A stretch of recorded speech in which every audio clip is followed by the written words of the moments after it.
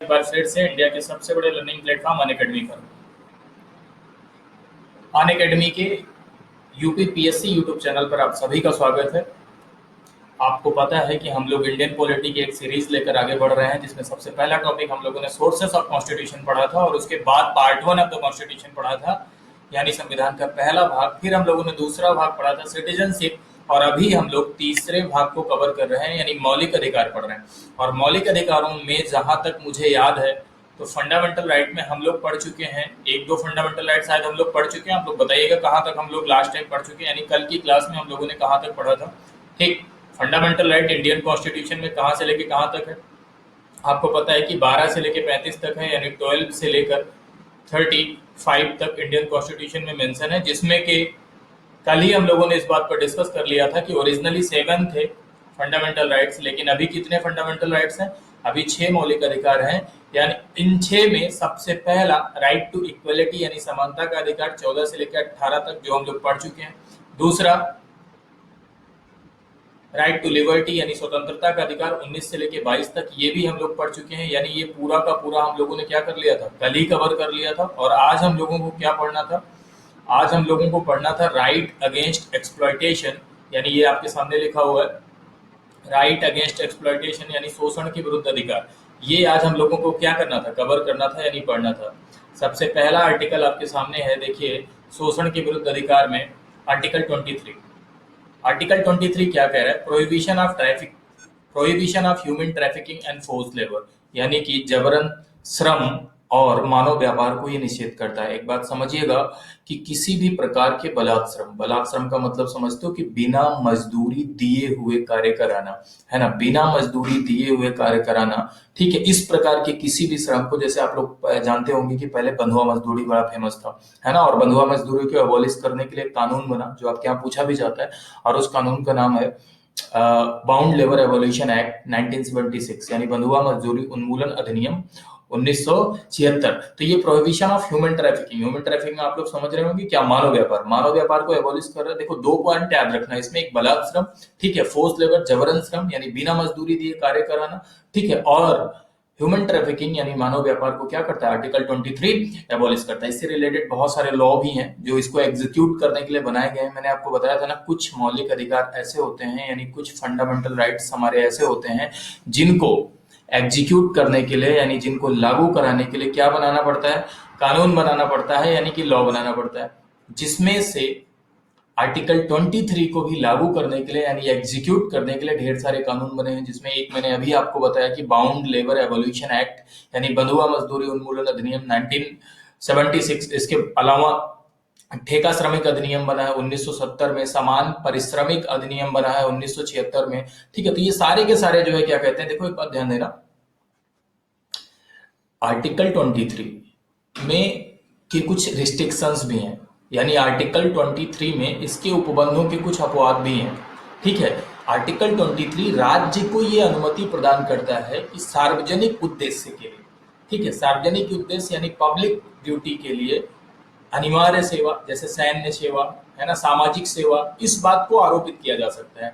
ठीक है, जिसके लिए वो धन देने के लिए बाध्य नहीं है। मान लो जैसे कि सैन्य सेवा करने के लिए, सामाजिक सेवा करने के लिए, ठीक है, पब्लिक सार्वजनिक उद्देश्य के लिए राज्य इस बात के लिए बाध्य कर सकता है, इसके लिए वो धन देने के लिए बाध्य नहीं है। और इसको इस तरह की सेवा में राज्य को धर्म, जाति या वर्ग के आधार पर भेदभाव की कोई अनुमति नहीं है। हालांकि यहाँ तक आपको नहीं जाना है, आपको इसमें ऊपर ऊपर का तो हम लोग पढ़ रहे हैं, तो आपको ये याद रखना है कि प्रोहिबिशन ऑफ ह्यूमन ट्रैफिकिंग यानी कि मानव व्यापार को ये एबॉलिश करता है आर्टिकल 23, एंड इसके अलावा फोर्स लेबर यानी जबरन श्रम या बलात् श्रम जिसको बोलते हैं, बलात् श्रम का मतलब आपको मैंने बिना मजदूरी दिए काम कराना, इसको ये क्या कर रहा है? एबॉलिश कर रहा है यानी समाप्त कर रहा है। ठीक है, अगला आर्टिकल क्या लिखा हुआ है? Article 24 prohibition of employment of children in factories. ये आर्टिकल भैया बहुत इंपॉर्टेंट है, आर्टिकल 24, ये बहुत ज्यादा पूछा जाता है। ठीक है, छोटे मोटे एग्जाम में तो इतना ज्यादा पूछा जाता है कि यानी कारखानों इत्यादि में बालकों के नियोजन का ये निषेध करता है।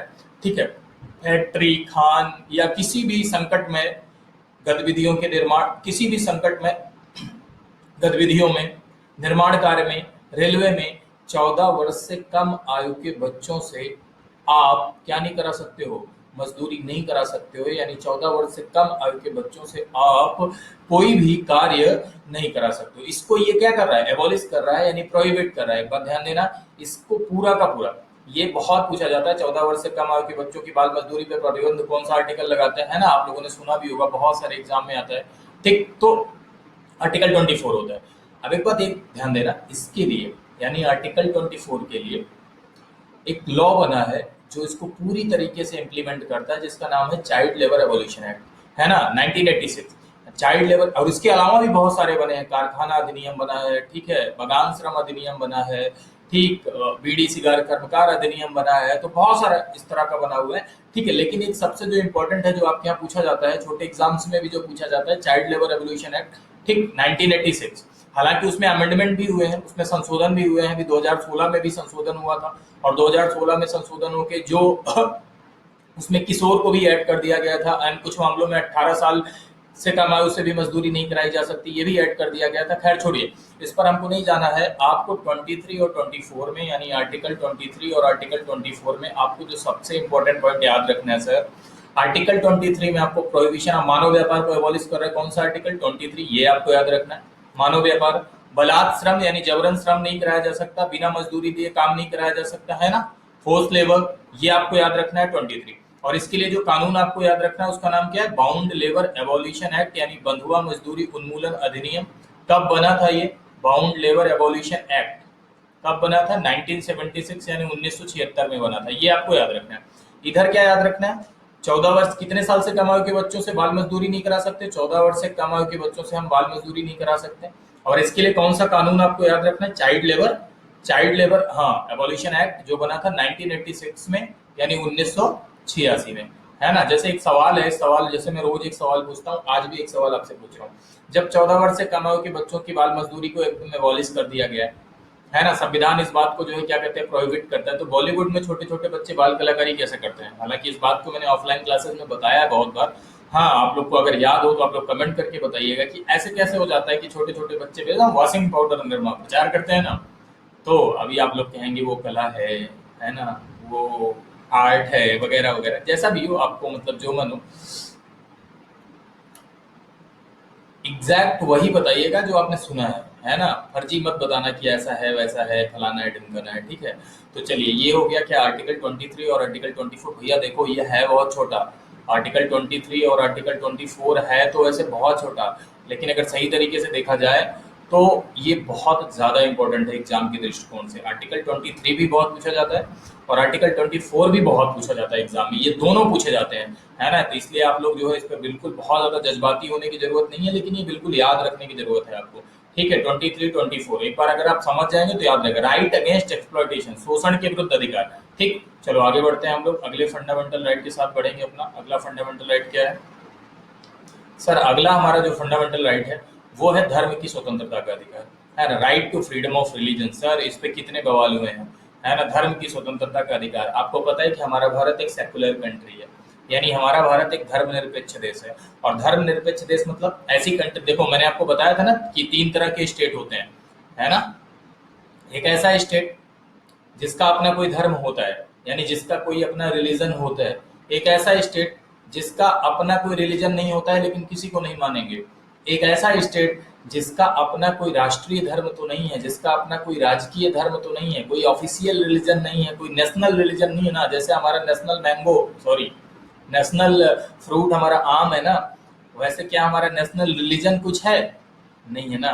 तो लेकिन हमारा कोई राष्ट्रीय धर्म नहीं है, हमारा कोई राजकीय धर्म नहीं है, लेकिन हम सभी धर्मों का सम्मान करेंगे, सभी धर्मों को मानेंगे, सभी धर्मों को बढ़ावा देंगे, किसी के साथ डिस्क्रिमिनेट नहीं करेंगे, भेदभाव नहीं करेंगे, ठीक है, सभी को समान वरीयता देंगे। ऐसी कंट्री को हम कैसी कंट्री कहते हैं, सेकुलर कंट्री कहते हैं, है ना, धर्म निरपेक्ष, सॉरी, पंथ निरपेक्ष देश कहते हैं। एक बात ध्यान दीजिएगा, ये जो सेकुलर वर्ड है, ये सेकुलर वर्ड हमारे इंडियन कॉन्स्टिट्यूशन में शुरुआत में नहीं था। सेकुलर शब्द को माननीय इंदिरा गांधी जी ने जो है 42वें संविधान संशोधन के द्वारा, यानी 42nd कॉन्स्टिट्यूशनल अमेंडमेंट 1976 के द्वारा प्रियम्बल में ऐड किया गया, यानी प्रस्तावना में ये ऐड किया गया। 3 शब्द जोड़े गए थे जिसमें से एक ए भी था, सेकुलर, ठीक। अब आते हैं हम लोग अपनी धर्म की स्वतंत्रता के अधिकार को। फंडामेंटल राइट, मौलिक अधिकार 25 से लेकर 28 तक, सॉरी, धर्म की स्वतंत्रता का अधिकार 25 से लेकर 28 तक है, यानी मेंशन है इंडियन कॉन्स्टिट्यूशन में, right to freedom of religion. अब इसमें हम लोग देखते हैं कि क्या क्या है भैया।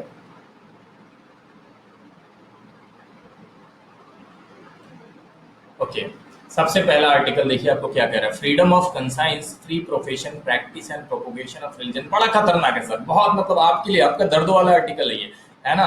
आपके एकदम दर्द वाला, जिसकी चाहिए उसकी पूजा करिए, है ना। जिसकी फोटो मन करे उसकी फोटो जो है घर में रख लो, ठीक। पापा की फोटो घर में रख लो, आपके पापा ही आपके लिए भगवान है। बिल्कुल सर, इंडियन कॉन्स्टिट्यूशन आपको अलाउ करता है, ठीक है। आपके पापा ही आपके लिए भगवान है, आपका कोई कुछ नहीं कर सकता है, कोई कुछ करेगा भी कि क्यों, ठीक है। आपको अपना भगवान चुनने की स्वतंत्रता है, ठीक है। आपको अपने अंतःकरण से अपने अपने आराध्य को चुनने की, अपने आराध्य को मानने की स्वतंत्रता है। अगर कोई बोलेगा तो अंडर आर्टिकल 32 आप डायरेक्ट सुप्रीम कोर्ट जा सकते हैं, अंडर आर्टिकल 226 आप डायरेक्ट कहाँ जा सकते हैं, हाई कोर्ट जा सकते हैं। एक बात ध्यान दीजिएगा, सबसे पहले क्या कह रहा है, फ्रीडम ऑफ कंसाइंस। देखिए इस बात को समझिए, फ्रीडम ऑफ कंसाइंस यानी अंतःकरण की स्वतंत्रता। अंतःकरण की स्वतंत्रता का मतलब समझते हो, अंतःकरण की स्वतंत्रता का मतलब होता है किसी भी व्यक्ति को भगवान या उसके रूपों के साथ अपने ढंग से संबंध बनाने की आंतरिक स्वतंत्रता है। भगवान या उसके रूपों के साथ अपने ढंग से संबंध बनाने की आंतरिक स्वतंत्रता है। हम मान रहे, हमने फोटो रखी है हमारे लिए, ये फोटो हमारे लिए महाकाल का रूप है, ये फोटो लिए हमारे लिए जो है क्या कहते हैं, गुरु नानक जी का रूप है, ठीक। हम इसकी पूजा करेंगे, बिल्कुल सर आप कर सकते हैं, ठीक है। आप मान सकते हैं, यानी अबाध रूप से अपने ढंग से अपने भगवान के रूपों को मानने की क्या है आपको स्वतंत्रता, यानी फ्रीडम ऑफ कॉन्साइंस, अंतःकरण की स्वतंत्रता अंदर से, है ना। अंतःकरण। दूसरा क्या कह रहा है, and free profession, practice and propagation, मानने का अधिकार सर, अपने धार्मिक विश्वास को आप मान सकते हो, जो भी आपका जो है धर्म धार्मिक विश्वास है या आस्था है, उसको बिना भय के आपको घोषणा करने का अधिकार है, बिना भय के आपको क्या करने का अधिकार है, मानने का अधिकार है। और प्लस इसके अलावा आचरण की स्वतंत्रता, आचरण, ठीक है। प्रैक्टिस, प्रैक्टिस का क्या मतलब होता है, प्रैक्टिस का मतलब होता है सर, कोई भी धर्म से रिलेटेड आप प्रैक्टिस कर सकते हो, यानी जैसे पूजा कर सकते हो, कोई धार्मिक परंपरा है तो उसको फॉलो कर सकते हो, उसको अपना सकते हो, कोई भी धार्मिक समारोह का आयोजन कर सकते, कोई भी धार्मिक समारोह, कोई भी मतलब अपने समारोह को जो है में भाग ले सकते हो, कर सकते हो, कोई भी धार्मिक समारोह, किसी भी परंपरा को अपना सकते हो, कोई भी धार्मिक पूजा कर सकते हो, अपने धार्मिक विचारों का प्रदर्शन कर सकते हो, यानी अपने भी जो भी रिलीजियस आपके जो है क्या कहते हैं थॉट है उनको आप एक्सप्रेस कर सकते हो। और प्लस सबसे लास्ट में क्या लिखा है, प्रोपोगेशन ऑफ द रिलीजन, ठीक है। प्रोपोगेशन ऑफ द रिलीजन का मतलब है अपनी धार्मिक आस्थाओं को प्रचार प्रसार कर सकते हो, किसी दूसरे के सामने अपने धार्मिक सिद्धांतों को प्रकट कर सकते हो, ठीक है। एक बात ध्यान देना, व्यक्ति को अपने धर्म में, अगर मान लो किसी भी व्यक्ति को धर्म परिवर्तन करना है, किसी दूसरे धर्म में जाना है, धर्म परिवर्तन, तो एक बात बताइए, धर्म परिवर्तन लीगल होता है या इलीगल होता है, धर्म परिवर्तन लीगल होता है या इलीगल होता है, लीगल होता है, ठीक है। लेकिन जबरन धर्म परिवर्तन अगर कराया जा रहा है तो वो क्या होगा, इलीगल होगा। और अगर आपसे पूछ लिया जाए कि किसी व्यक्ति का आप किसी धर्म को चेंज कर सकते हो, यस, हिंदू से मुस्लिम, मुस्लिम से सिख, सिख से ईसाई बन सकते हैं, बिल्कुल धर्म परिवर्तन कर सकते हैं, इट्स इलीगल। लेकिन अगर जबरन धर्म परिवर्तन कराया जा रहा है तो क्या होगा, इलीगल होगा। और कौन से आर्टिकल का उल्लंघन होगा, कौन से आर्टिकल को वायलेट करेगा, तो आर्टिकल 25 का क्या होगा, उल्लंघन होगा। एक बात ध्यान देना सर, आर्टिकल 25 केवल धार्मिक विश्वास को ही नहीं, बल्कि एक तरह से देखा जाए तो जो धर्म की प्रैक्टिसेस हैं, यानी जो धार्मिक आचरण है, उनको भी इंक्लूड करता है, ठीक है। ये सिर्फ और सिर्फ नागरिकों के लिए ही नहीं है, भारतीय नागरिकों के लिए नहीं है, दूसरे के लिए भी है। अब कोई विदेशी आएगा, अपना मतलब अपने भगवान की फोटो लेके आएगा, बैठ के पूजा करेगा, तो उसको भगा दोगे क्या, ये विदेशी आदमी निकल लो तुम, ठीक है, हमारे यहाँ महाकाल का पूजा होता है, तुमको तुम्हारा पूजा नहीं करने देंगे हम, ऐसा कर सकते हो क्या, नहीं। तो आर्टिकल 25 न सिर्फ इंडियंस को, बल्कि इंडियंस के साथ साथ गैर नागरिकों को भी, जो यहाँ के नागरिक नहीं है, उनको भी ये मिलता है क्या, आर्टिकल 25। हाँ, एक बात ध्यान देना, आर्टिकल 25 की दो एक्सप्लेनेशन है सर, आर्टिकल 25 के दो एक्सप्लेनेशन ये कभी कभी आपके यहाँ एग्जाम में पूछ ली जाती है। पहली चीज तो आर्टिकल 25 को एक बार फिर से रिपीट कर लेते हैं, अंतःकरण की स्वतंत्रता, फ्रीडम ऑफ कंसाइंस, अपने धर्म को अबाध रूप से मानने की स्वतंत्रता, आचरण, प्रैक्टिस, पूजा वगैरह करने की स्वतंत्रता, एंड प्रचार प्रसार, प्रोपोगेशन का मतलब होता है प्रचार प्रसार करने की क्या, स्वतंत्रता, ठीक है। और इसके अलावा इसकी दो व्याख्याएं हैं आर्टिकल 25 की, दोनों व्याख्या आप लोग समझ लीजिए, ठीक है। सबसे पहला क्या है, दो व्याख्याओं में आप लोग बैंक गए हो? बैंक बैंक गए हो? अच्छा, बैंक के बाहर क्या लिखा रहता है? अ, अस्त्र शस्त्र ले जाना मना है। हाँ हाँ, कुछ लोग सोच रहे होंगे लिखा रहता है state bank of India. Bank के बाहर लिखा रहता है अस्त्र शस्त्र ले जाना मना है, लेकिन ये सिखों को कृपाण रखने पर वर्जित नहीं करता। क्यों बताओ? क्योंकि क्या है, वो उनके धर्म की प्रैक्टिस है ना, उनके धर्म का क्या है, वो आचरण है। इस वजह से जो है वर्जित नहीं करता। आर्टिकल 25 उनको इस बात की स्वतंत्रता देता है। तो आर्टिकल 25 की ये दो व्याख्याएं हैं। पहला, सिखों का कृपाण रखना, ये आप रोक नहीं सकते हो, ये आर्टिकल 25 का क्या होगा? उल्लंघन होगा। ठीक है, सिखों का कृपाण रखना सिख धर्म को मानने का एक अंग समझा जाएगा। यानी आर्टिकल 25 के एक्सप्लेनेशन के अकॉर्डिंग सिखों का कृपाण रखना सिख धर्म को मानने का एक अंग समझा जाएगा। क्लियर है? और दूसरा, इस संदर्भ में अगर देखा जाए तो हिंदुइज्म में सिख, जैन और बौद्ध क्या होंगे? सम्मिलित होंगे। यानी हिंदुइज्म में सिख, जैन और बौद्ध ये क्या होंगे? सम्मिलित होंगे। क्लियर है? इसका मतलब आप लोग समझ रहे हो? नहीं समझ रहे हो? मतलब हिंदू का संदर्भ सिख, जैन और बौद्ध धर्म से क्या होगा? संबंधित होगा। ठीक है, ये आर्टिकल 25 का क्या होगा? व्याख्या है, यानी कि एक्सप्लेनेशन है। इसमें आपको इतने पॉइंट याद है। देखो, आर्टिकल 25 से रिलेटेड जो है जो प्रश्न बन सकते हैं, उन सारे के सारे प्रश्नों को मैं बता दे रहा हूँ। जो है वन लाइनर जो या स्टेटमेंट के थ्रू जो भी प्रश्न बन सकते हैं। सबसे पहला तो एक बात समझिएगा, धर्म परिवर्तन कौन से आर्टिकल का उल्लंघन होगा? आर्टिकल 25। धर्म की प्रैक्टिसेस कौन सा आर्टिकल अलाउ कर रहा है? आर्टिकल 25। प्रैक्टिस, प्रचार प्रसार कौन सा आर्टिकल अलाउ कर रहा है? आर्टिकल 25। मानने का अधिकार आर्टिकल 25। क्लियर है? सिखों का कृपाण रखना किसकी व्याख्या है? आर्टिकल 25। एंड हिंदुइज्म में तीन और इंक्लूडेड हैं, कौन कौन? बुद्ध, जैन और सिख। कौन सा आर्टिकल? आर्टिकल 25। क्लियर है भैया? तो ये है आर्टिकल 25 पूरा का पूरा। यानी कि आप जो है क्या कहते हैं, अपने घर में किसी की फोटो टांग लीजिए और कहिए ये हमारे लिए भगवान है। ठीक है? हाँ, जो भी आपका दर्द है उसकी फोटो टांग लीजिए, बोलिए ये हमारे लिए भगवान है, ये हम मानेंगे। ठीक है? तो आपको बिल्कुल सर अपने आराध्य को चुनने की स्वतंत्रता है। भगवान या उसके रूपों को अपने ढंग से मानने की स्वतंत्रता है आपका। आप भगवान के रूप को किस हिसाब से उसके साथ संबंध बना रहे हैं, ये इसकी आंतरिक स्वतंत्रता आपको 25 प्रोवाइड करता है, यानी आर्टिकल 25 देता है। ठीक, आगे बढ़ते हैं हम लोग अगले राइट के साथ, यानी अगले आर्टिकल के साथ। अगला आर्टिकल क्या है भैया? हाँ, आर्टिकल 26 ये क्या कह रहा है भैया? Freedom to manage the religious affairs. बहुत ध्यान से समझना, जिस तरह आर्टिकल 25 प्रत्येक इंडिविजुअल को, जिस तरह आर्टिकल 25 प्रत्येक इंडिविजुअल को धार्मिक स्वतंत्रता दे रहा है, बहुत ध्यान से समझो मेरी बात को, उसी तरह आर्टिकल 26 एक धार्मिक संप्रदाय को, यानी रिलीजियस कम्युनिटी को फ्रीडम ऑफ रिलीजन दे रहा है। यानी एक रिलीजियस कम्युनिटी को धार्मिक प्रबंध की स्वतंत्रता दे रहा है, यानी धार्मिक कार्यों के आयोजन की स्वतंत्रता दे रहा है। एक बात ध्यान देना, रिलीजियस कम्युनिटी का मतलब समझ रहे हैं? धार्मिक संप्रदाय। जैसे आप लोगों ने सुना होगा रामकृष्ण मिशन का नाम सुना होगा आप लोगों ने। रामकृष्ण मिशन की स्थापना किसने की थी? हाँ, बताइएगा कमेंट करके, रामकृष्ण मिशन की स्थापना किसने की थी? रामकृष्ण मिशन का नाम आप लोगों ने सुना होगा। तो रामकृष्ण मिशन हिंदू धर्म के अंतर्गत क्या होगा? एक धार्मिक संप्रदाय होगा। तो इसमें कहा जा रहा है, जिस तरह देखो 25 और 26 में थोड़ा सा डिफरेंस समझो। 25 जिस तरह प्रत्येक इंडिविजुअल को स्वतंत्रता देता है, वैसे 26 किसको दे रहा है? धार्मिक संप्रदाय को स्वतंत्रता दे रहा है, यानी कि एक रिलीजियस कम्युनिटी को स्वतंत्रता दे रहा है। किस बात की? किस बात की? मैनेज रिलीजियस अफेयर्स, यानी कोई भी धार्मिक कार्य किया जा सकता है, कोई भी धार्मिक धार्मिक प्रयोजन के लिए जो है संस्था की स्थापना की जा सकती है, अपने धर्म से विषयक कार्य की जो है करने का, प्रबंध करने का अधिकार होगा।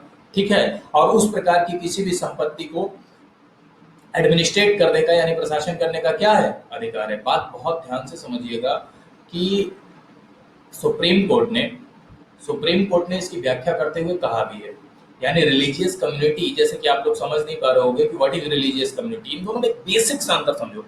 सर 25 हमें स्वतंत्रता दे रहा है, मैं गरीब मास्टर, मुझे स्वतंत्रता दे रहा है, धर्म की स्वतंत्रता, धर्म को मानने की, प्रचार प्रसार करने की, ठीक है, प्रैक्टिस करने की, अपनाने की। 26 एक रिलीजियस कम्युनिटी को, जैसे मैंने धार्मिक संप्रदाय बनाया, उसको स्वतंत्रता दे रहा है। ठीक है? जैसे आनंद मार्ग का नाम सुना होगा आप लोगों ने। आनंद मार्ग वो भी हिंदू धर्म के अंतर्गत एक धार्मिक संप्रदाय है। रामकृष्ण मिशन वो भी धार्मिक संप्रदाय। बात ध्यान देना, what is the religious community? तो रिलीजियस कम्युनिटी को एक्सप्लेन करते हुए माननीय सुप्रीम कोर्ट ने कहा है कि 3 कंडीशंस अगर पूरी होंगी तो कोई भी कम्युनिटी रिलीजियस कम्युनिटी होगी। 3 कंडीशन अगर पूरी होंगी तो पहली कंडीशन, व्यक्तियों का समूह होना चाहिए। कुछ व्यक्तियों का क्या होना चाहिए, ये देखो मान लो आप व्यक्तियों के समूह हो गए, है ना, कुछ व्यक्तियों का समूह होना चाहिए और उनका जो भी विश्वास तंत्र हो, जिन पर वो विश्वास कर रहे हैं वो उनके अनुकूल होना चाहिए। इनका एक पूरा का पूरा एक सामान्य ऑर्गेनाइजेशन होना चाहिए। यानी एक पूरा, जैसे कि मान लो व्यक्तियों का समूह है और हमने महाकाल पे हम विश्वास कर रहे हैं भैया, तो सब लोग आपस में, महाकाल हमारा एक संगठन है, पूरा महाकाल संगठन समझ लो, ठीक है, और इनका एक विशिष्ट नाम है, मान लो इसका नाम है महाकाल संगठन, ठीक। तो ये क्या हो जाएगा, एक धार्मिक संप्रदाय हो जाएगा। किसके अंतर्गत, हिंदू धर्म के अंतर्गत। तो अगर हिंदू धर्म के अंतर्गत कोई धार्मिक संप्रदाय किसी भी प्रकार के धार्मिक संस्था की स्थापना, रिलीजियस इंस्टीट्यूशन की स्थापना करना चाहता है तो कर सकता है, उसका पोषण कर सकता है कि नहीं कर सकता। कोई भी धार्मिक कार्य का प्रबंध करना चाहता है, भंडारा करना भैया, ठीक है, हमने एक धार्मिक संप्रदाय बनाया महाकाल संप्रदाय और उसको करना भंडारा, ठीक है, तो हम नहीं कर सकते क्या पूरी सब्जी का भंडारा, कर सकते हैं ना, डेफिनेटली कर सकते हैं, ठीक। तो ये article 26 freedom to manage religious affairs, यानी कि धार्मिक कार्यों के प्रबंध की स्वतंत्रता, आर्टिकल 26 ये प्रोवाइड करता है। आगे बढ़ते हैं हम लोग आर्टिकल 27 के साथ। ये जल्दी समझ में नहीं आता, इसको बहुत ध्यान से समझिएगा। ये कह रहा है कि freedom as to payment of taxes from the promotion of any particular religion, यानी किसी विशिष्ट धर्म की अभिवृद्धि के लिए करों के समुदाय की स्वतंत्रता। सबसे पहले तो एक बात ध्यान दीजिएगा सर, किसी भी पर्टिकुलर रिलीजन के प्रमोशन के लिए कभी भी किसी टैक्सेशन के लिए बाउंड नहीं किया जाएगा, करों के समुदाय के लिए बाध्य नहीं किया जाएगा। दूसरे शब्दों में समझो इसको, देखो अगर मान लीजिए स्टेट ने कोई भी टैक्स के थ्रू फंड इकट्ठा किया, जैसे ये स्टेट है, स्टेट को ये पैसा मिला टैक्स के थ्रू, ठीक है, ये पैसा स्टेट को मिला, किसके थ्रू मिला, टैक्स के थ्रू मिला, ठीक है। तो अब एक बात ध्यान देना, अब किसी पर्टिकुलर रिलीजन के उत्थान के लिए, यानी जैसे हिंदू धर्म है, तो हिंदू धर्म सिर्फ हिंदू धर्म के डेवलपमेंट के लिए क्या इस पैसे से कोई भी खर्चा किया जा सकता है? क्या हिंदू धर्म के रखरखाव के लिए क्या इस पैसे से कोई खर्चा किया जा सकता है? सिर्फ हिंदू धर्म के रखरखाव के लिए नहीं किया जा सकता। मतलब समझे, नहीं समझे, मतलब किसी एक पर्टिकुलर रिलीजन के लिए नहीं किया जा सकता, क्योंकि हमारे देश का कोई राष्ट्रीय धर्म नहीं है सर, है ना। मतलब इसका मतलब ये नहीं है कि किसी धर्म के लिए नहीं किया जा सकता, इसका मतलब ये है कि किसी पर्टिकुलर के लिए नहीं किया जा सकता। मतलब समझिए, राज्य किसी धर्म का दूसरे के मुकाबले पक्ष लेने से रोकता है, किसी धर्म का दूसरे के मुकाबले, यानी हिंदू धर्म के लिए आप रखरखाव कर रहे हो, हिंदू धर्म के रखरखाव के लिए आप स्टेट फंड से पैसा दे रहे हो, लेकिन बाकी धर्मों के लिए नहीं कर रहे हो, ऐसा नहीं हो सकता है। किसी पर्टिकुलर रिलीजन के लिए नहीं किया जा सकता है। बाकी एक बात ध्यान देना, बाकी सभी धर्मों के रखरखाव और उन्नति के लिए ऐसा किया जा सकता है। करों का प्रयोग, टैक्स का प्रयोग सभी धर्मों के रखरखाव एकदम एवं उन्नति के लिए किया जा सकता है, लेकिन किसी पर्टिकुलर रिलीजन के लिए, किसी विशेष धर्म के अभिवृद्धि के लिए नहीं किया जा सकता है। क्लियर है? पक्का। लेकिन एक बात ध्यान देना, अब आप लोग सोच रहे होंगे कि अमरनाथ यात्रा पे जाते हो तो वहां पे कुछ फी ली जाती है, तो अमरनाथ यात्रा पे जब जाते हो तो जो आपसे पैसा लिया जाता है फैसिलिटी के लिए, दैट्स नॉट टैक्स, दैट्स क्या, फी, वो एक शुल्क है।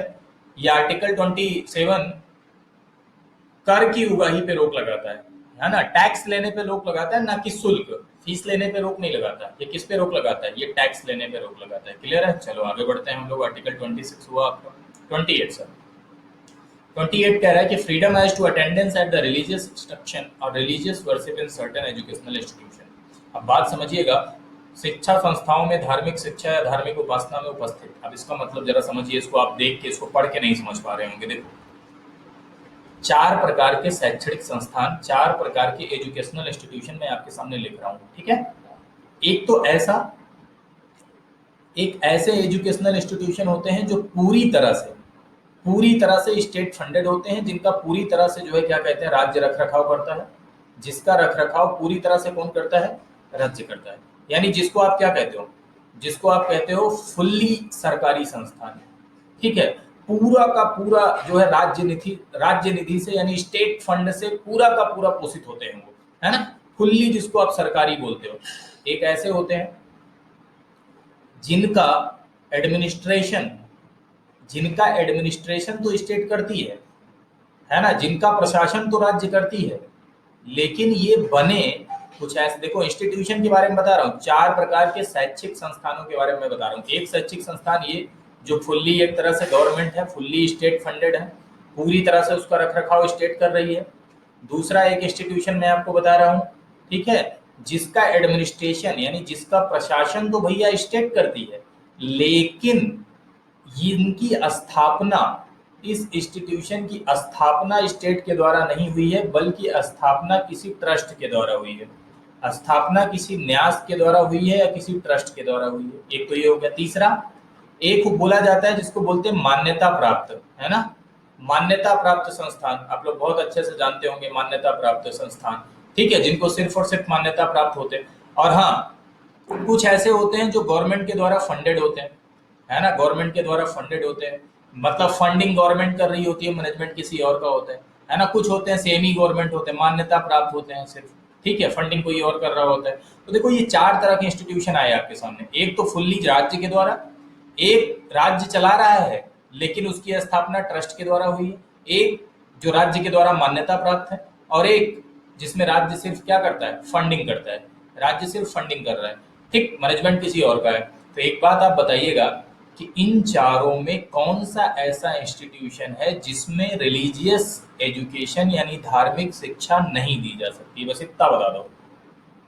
इन चारों में ऐसा कौन सा इंस्टीट्यूशन है जिसमें पूरी तरीके से धार्मिक शिक्षा नहीं दी जा सकती है, रिलीजियस एजुकेशन नहीं दी जा सकती पूरी तरीके से।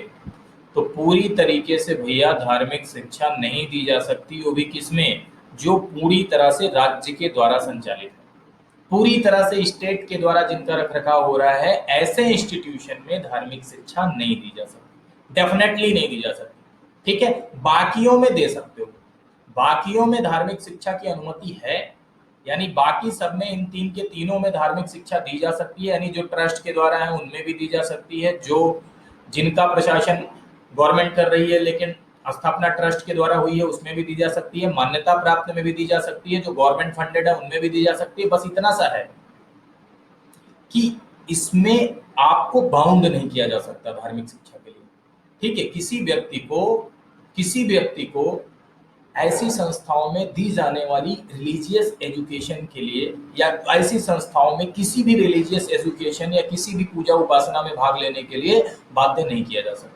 और हाँ, अगर बच्चा 18 साल से कम आयु का है, जैसे मैं मान लो 18 साल से कम आयु का हूँ तो नहीं, मैं हालांकि मेरी उम्र तो लगभग 3-4 हजार साल है, लेकिन मैं अगर मान लो 18 साल से कम आयु का हूँ तो ये मेरे गार्जियन के ऊपर डिपेंड करेगा, संरक्षक के ऊपर मेरे डिपेंड करेगा कि मुझे रिलीजियस एजुकेशन लेनी है कि नहीं, यानी मुझे धार्मिक शिक्षा लेनी है या नहीं। और 18 साल के अगर मैं ऊपर का हो गया हूँ, जैसे इस समय मैं 18 साल के ऊपर का हो गया हूँ, ठीक है, तो मेरे ऊपर डिपेंड करता है, मैं चाहूँ तो लूँ और चाहूँ तो न लूँ। दिस इज आर्टिकल 28, ये आपका आर्टिकल 28। आशा करते हैं कि आप लोग समझ गए होंगे, ठीक है, अगर समझ गए होंगे तो कमेंट करिएगा। आगे बढ़ते हैं। अगला फंडामेंटल राइट आपका शिक्षा एवं संस्कृति संबंधी अधिकार या संस्कृति एवं शिक्षा संबंधी अधिकार, cultural and educational rights. Clear है? ये कौन कौन सा आर्टिकल होगा? Cultural and educational rights, article 29 और आर्टिकल 30। 2 आर्टिकल्स हैं इसमें जो हमें पढ़ने हैं, अनुच्छेद 29 और अनुच्छेद 30, ठीक है। शुरू करते हैं हम लोग इसको भी पढ़ना। देखो एक्चुअल में अगर देखा जाए सर, तो ये जो आपका मौलिक अधिकार है,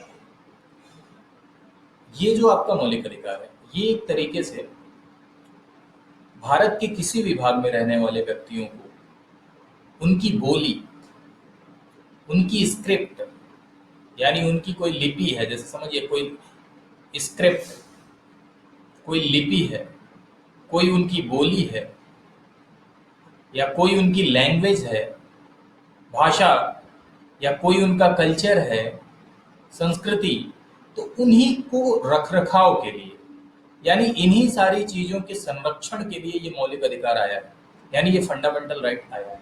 बात ध्यान दीजिएगा, जैसे मान लीजिए किसी जगह पर 100 लोग रहते हैं, इसमें 10 लोग का कल्चर कुछ है, 90 लोग का कल्चर कुछ है ना। मान लीजिए 90 लोगों का समान कल्चर है और 10 लोगों का कोई और संस्कृति है, कोई और कल्चर है, बोली है, लैंग्वेज है। तो किसे अपने कल्चर को डेवलप करने की जरूरत है, किसे अपने कल्चर को बढ़ाना है, या किसे अपने कल्चर को सुरक्षित करना है, रख रखाव करना है कि लुप्त ना हो जाए, किसे बताइएगा। अगर मान लीजिए किसी जगह पर 100 लोग रहते हैं, उसमें 90 लोग किसी कल्चर को फॉलो करते हैं अलग और 10 लोग किसी कल्चर को फॉलो करते हैं अलग, तो किसे अपनी संस्कृति को बढ़ाने की जरूरत है, किसे अपनी संस्कृति को बचाने की जरूरत है, किसे अपनी संस्कृति का रख रखाव करने की जरूरत है, अपनी भाषा अपनी लिपि के रख रखाव करने की जरूरत है। 10 लोगों को जरूरत है ना। तो दिस फंडामेंटल राइट्स इस मतलब इसका उद्देश्य, संविधान निर्माताओं का इस मौलिक अधिकार को देने का उद्देश्य मतलब माइनॉरिटीज के हितों का संरक्षण था। यानी this fundamental right is for minorities, यानी ये मौलिक अधिकार किसके लिए था, अल्पसंख्यकों के लिए था। यानी ये व्यवस्था एक समूह के अधिकारों की रक्षा करती है, और कौन सा समूह है वो, कौन सा, वो है माइनॉरिटी। ये आर्टिकल 29 कह रहा है protection of interest of minorities. Protection of interest of minorities मतलब कोई भी अल्पसंख्यक अगर अपने स्क्रिप्ट का, यानी अपनी लिपि का, अपनी लैंग्वेज का, अपनी भाषा का, अपने कल्चर का, यानी अपने संस्कृति का विकास करना चाहता है। देखो आर्टिकल 29 सर अल्पसंख्यकों को एक तरीके से प्रोटेक्ट कर रहा है। देखो ना, ध्यान देना, 29 और 30 एक दूसरे से रिलेटेड होता है। आर्टिकल 29 एक तरीके से क्या कर रहा है, अल्पसंख्यकों को प्रोटेक्ट कर रहा है, यानी अल्पसंख्यकों को प्रोटेक्शन दे रहा है। क्या प्रोटेक्शन दे रहा है, पहली चीज तो आपको ये कमेंट करके बताना है कि हमारे भारत देश में माइनॉरिटी किन किन आधारों पर तय होता है, यानी कौन से ऐसे आधार होते हैं जिन पर ये निर्धारित किया जाता है कि कौन अल्पसंख्यक है और कौन अल्पसंख्यक नहीं है। संवैधानिक अधिकारों को बताना है, ठीक है। कौन से ऐसे आधार हैं जिन आधारों पर इस बात का निर्धारण किया जाता है कि कौन माइनॉरिटी है और कौन माइनॉरिटी नहीं है, ठीक है। तो चलो ठीक है, ये बात तो आप लोग बता ही दोगे, कमेंट करके बताओगे, गूगल करना, ठीक है। लेकिन ये समझिएगा, कोई अगर माइनॉरिटी, तो आर्टिकल 29 उसे प्रोटेक्ट कर रहा है। आर्टिकल 29 कह रहा है मेरे भाई कि कोई भी माइनॉरिटी अपने स्क्रिप्ट, अपनी लिपि, अपनी भाषा, अपनी संस्कृति, अपनी स्क्रिप्ट, अपनी लैंग्वेज, अपनी संस्कृति का डेवलपमेंट कर सकता है, यानी वो प्रोटेक्टेड है, इन सब का विकास कर सकता है। इसके लिए उसके साथ कोई भी डिस्क्रिमिनेशन नहीं होगा, यानी कोई भी उसके साथ भेदभाव नहीं होगा। यानी 29 माइनॉरिटीज को प्रोटेक्शन दे रहा है कि माइनॉरिटी अपनी भाषा का, अपनी संस्कृति का, अपनी लिपि का विकास कर सकता है। ध्यान दीजिएगा, 29 प्रोटेक्शन दे रहा है और 30 कह रहा है सर ठीक है शिक्षण संस्थाओं की स्थापना कर लो, कोई दिक्कत नहीं है। यानी 29 कह रहा है आप प्रोटेक्टेड हो, 29 माइनॉरिटीज को प्रोटेक्शन दे रहा है, डेवलपमेंट कर सकते हैं, और 30 उसी डेवलपमेंट के लिए।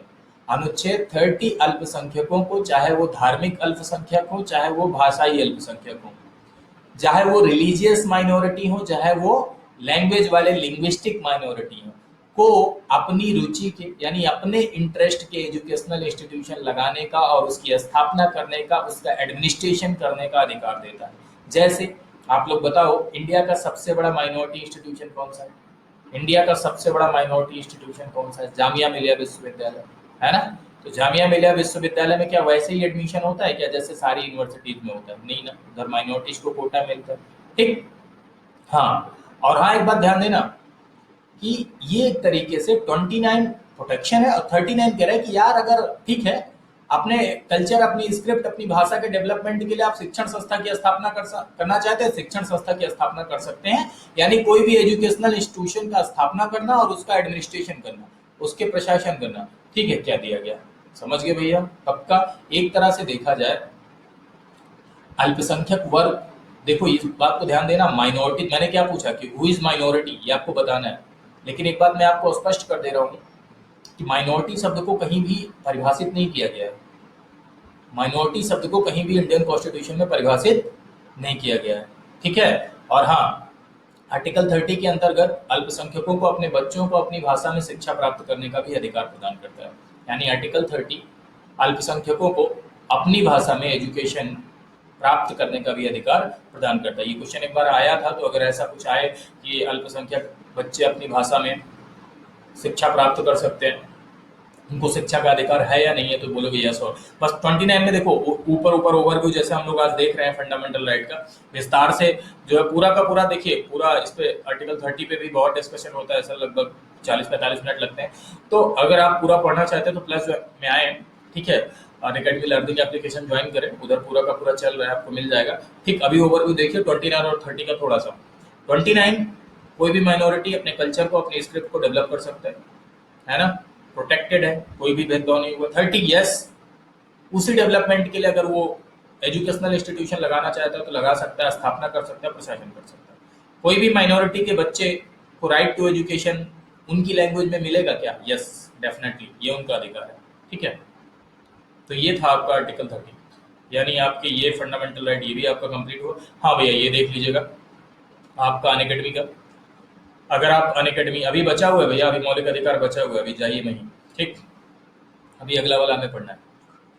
अनअकैडमी से रिलेटेड अगर आप कोई भी कोर्स परचेज करना चाहते हैं, जैसे कि मैं आपको मिलूंगा UP PSC and UP triple SC की कैटेगरी में। UP PSC and UP triple SC की कैटेगरी में अगर आप कोई भी कोर्स परचेज करना चाहते हैं, है ना, वो कोर्स आप परचेज कर सकते हैं।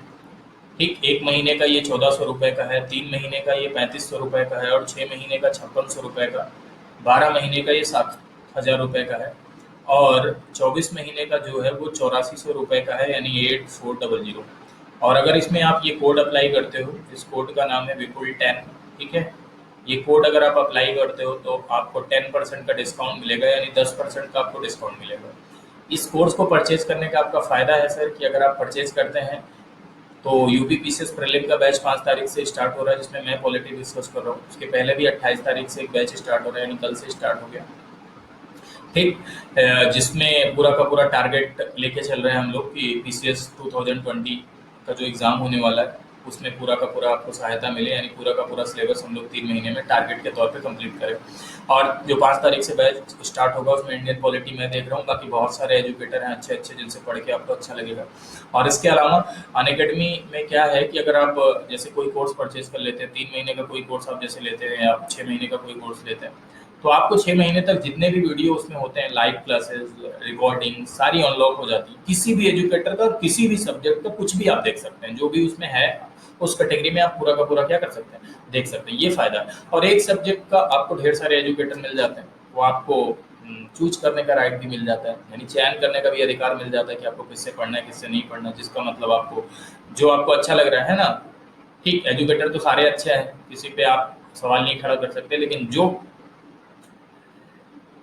भाषा आपको अच्छी लग रही है, हिंदी अच्छी लग रही है, अंग्रेजी अच्छी लग रही है, या जिस तरह की डिलीवरी आपको अच्छी लग रही है, उस हिसाब से आप एजुकेटर चूज करके पढ़ सकते हैं। ठीक है, ये अनअकैडमी का एक बड़ा फायदा होता है, जो मैं रोज बताता हूँ, आज फिर बता दे रहा हूँ, इस पर आपको जज्बाती नहीं होना है। खैर, आगे बढ़ते हैं हम लोग। चलिए, अगला फंडामेंटल राइट, जिसको बाबा साहब भीमराव अम्बेडकर ने संविधान की हृदय व आत्मा कहा, संवैधानिक उपचारों का अधिकार। बाबा साहब भीमराव अम्बेडकर ने इसे संविधान की हृदय व आत्मा कहा। आर्टिकल 32 सर, एक तरह से देखा जाए, this is the basic structure of the constitution. ये एक तरीके से संविधान का मूल ढांचा भी है ना। और आपको पता है कि केशवानंद भारती के केशवानंद भारती के इसी से आर्टिकल 26 को लेके ही मठाधीश साहब सुप्रीम कोर्ट गए थे। ये आर्टिकल 26 से रिलेटेड ही मसला था, अनुच्छेद 26 से रिलेटेड ही मसला था। अगर आप लोगों ने केशवानंद भारती केस का इतिहास पढ़ा हो, बड़ा फेमस केस है। सुप्रीम कोर्ट के इतिहास का जो है ऐसा केस जिसमें सबसे ज्यादा जजों की पीठ थी, 13 जज। गोलकनाथ केस में 11 जज और केशवानंद भारती केस में 13 जज। और एक तरीके से देखा जाए तो केशवानंद भारती कौन थे? मठाधीश थे। आर्टिकल 26 के लिए ही वो जो है क्या कहते हैं पहुंच गए थे कोर्ट। और उसमें बताओ इतनी बड़ी कॉन्स्टिट्यूशनल बेंच बनी है ना, और इतनी बड़ी कॉन्स्टिट्यूशनल बेंच में 7 और 6 से फैसला सुनाया था, है ना, उस बेंच ने। और जिसमें उसने डॉक्ट्रिन ऑफ बेसिक स्ट्रक्चर दिया था केशवानंद भारती केस में, यानी मूल ढांचे का सिद्धांत दिया था। मूल ढांचे के सिद्धांत का मतलब क्या कि हम संसद यानी पार्लियामेंट संविधान में संशोधन कर सकती है, यानी constitution can amend under article 368, यानी अनुच्छेद 368 के तहत संविधान में संशोधन किया जा सकता है। But basic structure of the constitution can not amend, यानी संविधान के मूल ढांचे को क्षति नहीं पहुंचाई जा सकती। और मूल ढांचा क्या है ये संविधान में तो कहीं परिभाषित नहीं है। तो मूल ढांचा क्या है तो ये कौन बताएगा? ये जाहिर सी बात है सुप्रीम कोर्ट अपने इंटरप्रिटेशन में बताएगा, सुप्रीम कोर्ट अपने जजमेंट में बताएगा कि मूल ढांचा क्या है।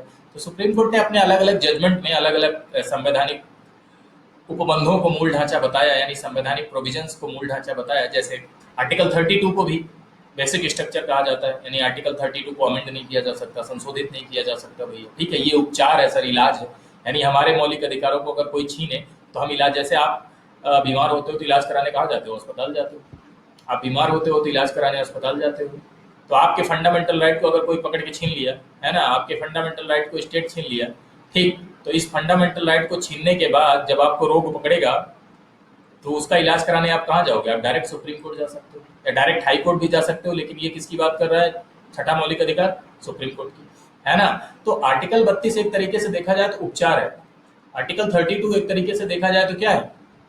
रेमेडीज है, यानी कि मौलिक अधिकारों से सुरक्षा भी आपका मौलिक अधिकार है, यानी मौलिक अधिकारों के हनन के मामले में सुप्रीम कोर्ट जाने का अधिकार भी आपका कैसा अधिकार है? मौलिक अधिकार है। और सबसे बड़ी बात sir, it's basic structure of the constitution, ये संविधान का मूल ढांचा है, ठीक है। इसको कभी अमेंड नहीं किया जा सकता है, यानी इसको कभी संशोधित नहीं किया जा सकता है। अब इसके तहत क्या है कि बाबा साहब भीमराव अम्बेडकर ने इसको संविधान की हृदय व आत्मा कहा, यानी कि संविधान का soul and heart of constitution कहा। अब इसके अलावा प्रियम्बल को भी आत्मा कहा था पंडित जवाहरलाल नेहरू ने। खैर चलिए, इस पर हम लोग बात करते हैं कि जब आपके मौलिक अधिकारों का हनन होता है, जैसे ये मान लो एक व्यक्ति है, इस व्यक्ति के फंडामेंटल राइट का वायलेशन हुआ, यानी मौलिक अधिकार का हनन हुआ, तो ये डायरेक्ट टिंगलिंग करके कहाँ पहुंच गया? Supreme court, under article 32। अब सुप्रीम कोर्ट इसको प्रोटेक्ट करेगा, क्योंकि मौलिक अधिकारों का अंतिम गार्जियन कौन है?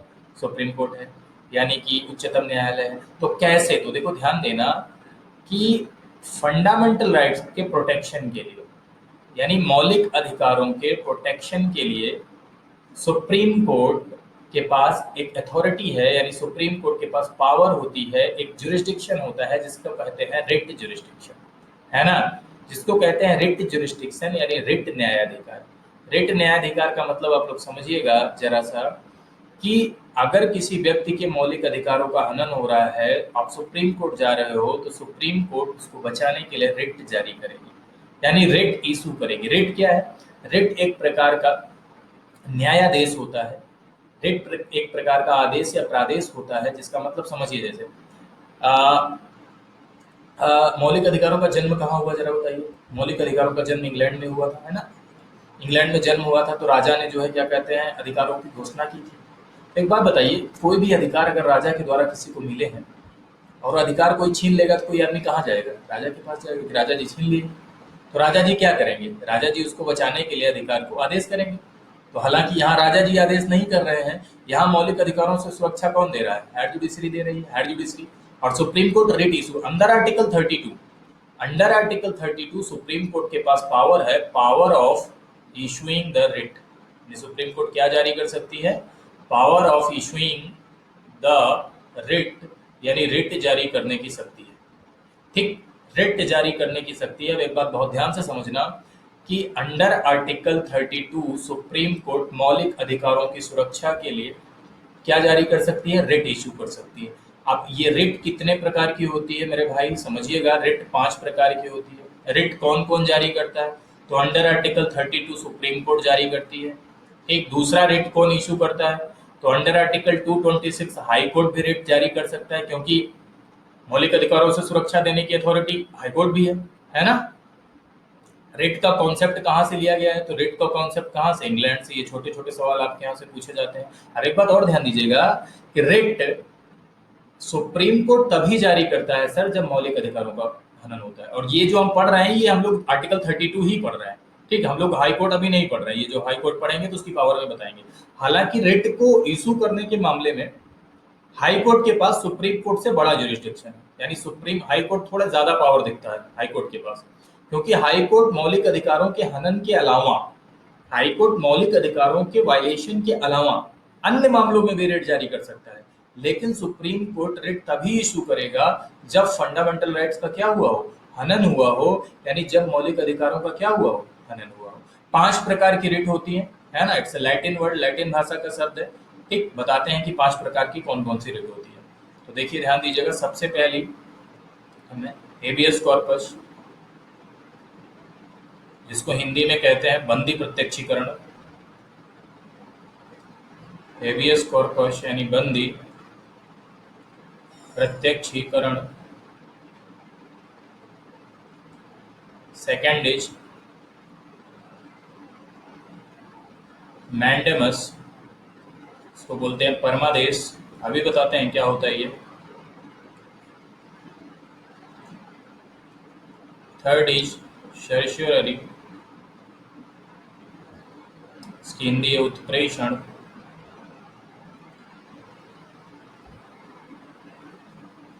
फोर्थ इज प्रोहिबिशन यानी प्रतिषेध, प्रोहिबिशन इसका मतलब है प्रतिषेध। लास्ट वन, ये इधर मैं लिख दे रहा हूँ पांचवी, को वारंटो। को वारंटो को बोला जाता है अधिकार पृच्छा। ये 5 प्रकार की रिट होती हैं। अधिकार पृच्छा है ना, को वारंटो यानी अधिकार पृच्छा। Habeas corpus, mandamus, certiorari, prohibition चौथा, और पांचवा को वारंटो। ठीक, अब एक एक करके देखते हैं, एक एक करके देखते हैं कि रिट के बारे में। बहुत ज्यादा अंदर तक तो नहीं जाएंगे, लेकिन हाँ इसमें जो है रिट्स में थोड़ा बहुत हम लोग देख लेते हैं एक एक करके। ठीक, हाँ थोड़ा सा टाइम दीजिएगा तो रिट आपको बता देते हैं कि आखिर क्या है ये पूरी की पूरी रिट। इसको मैं रेज कर रहा हूँ, देखिए। सबसे पहली रेट है आपकी बंदी प्रत्यक्षीकरण, जिसको आप लोग बोलते हो हैबियस कॉर्पस। बंदी प्रत्यक्षीकरण, बंदी प्रत्यक्षीकरण जिसको बोलते हैं आप लोग हैबियस कॉर्पस।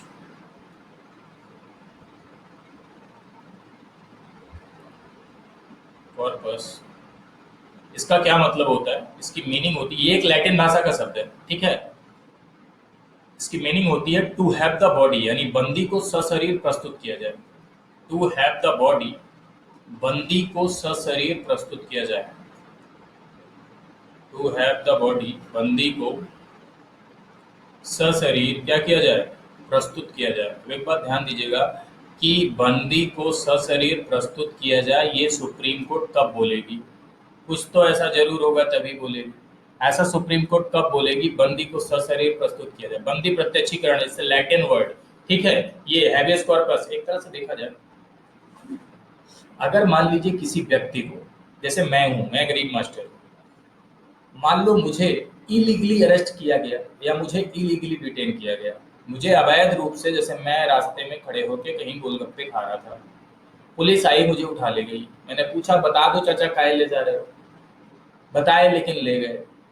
इलीगली, अवैध रूप से मुझे अरेस्ट किया गया, अवैध रूप से मुझे गिरफ्तार किया गया, और मेरा एक दोस्त था, उससे रहा न गया मेरे बिना, वो सीधे चला गया सुप्रीम कोर्ट, है ना। अंडर आर्टिकल 32 उसने रिट पेटिशन दाखिल कर दी, है ना, हैबियस कॉर्पस पेटिशन दाखिल कर दी, भैया मौलिक अधिकारों का क्या हुआ, हनन हुआ। अब सुप्रीम कोर्ट ने तुरंत जो है क्या कहते हैं, क्या किया, ये रिट जारी कर दी कि भैया बंदी को सशरीर क्या करो, प्रस्तुत करो। बात समझिएगा जरा सा, थोड़ा सा, कि ये एक व्यक्ति के संबंध में न्यायालय के द्वारा जारी किया गया आदेश है, जिसे दूसरे के द्वारा हिरासत में रखा गया है, उसे इसके सामने प्रस्तुत किया जाए, तब न्यायालय मामले की जांच करता है। यदि हिरासत में लिए गए व्यक्ति का मामला अवैध है तो उसे स्वतंत्र किया जा सकता है। क्लियर है, एक बार समझिएगा। जैसे आपको एक एग्जांपल देते हैं, अभी कुछ दिन पहले आप लोगों ने सुना होगा कि योगी जी का एक केस आया था कि न्यूज़पेपर वगैरह में निकला था, आप लोगों ने सुना होगा कि योगी जी के घर, यहाँ उत्तर प्रदेश में मुख्यमंत्री योगी आदित्यनाथ के घर के सामने एक महिला कुछ बवाल कर रही थी कि मतलब हमारी वीडियो चैट होती है योगी जी से, है ना, उनने हमसे शादी का वादा किया है, ऐसा कुछ था, शादी का उन्होंने वादा कर दिया हमसे, और आजकल हमारा फ़ोन नहीं उठा रहे हैं, ब्रेकअप का माहौल बना रहे हैं। मुख्यमंत्री जी पे जो है ऐसे सवाल खड़े कर रही थी पूरा का पूरा। तो हाँ, पब्लिसिटी के लिए, किसी भी चीज़ के लिए, है ना, कह रही थी कि बहुत दिन से हमारा वीडियो कॉल रिसीव नहीं कर रहा है, नंबर बंद कर दिया उन्होंने, नंबर स्विच ऑफ कर दिया है, ऐसा वैसा। ठीक, तो एक जर्नलिस्ट था, लखनऊ का ही एक जर्नलिस्ट था, जो है उसने पूरा का पूरा ये वाकया अपना फेसबुक ट्विटर पे पोस्ट कर दिया।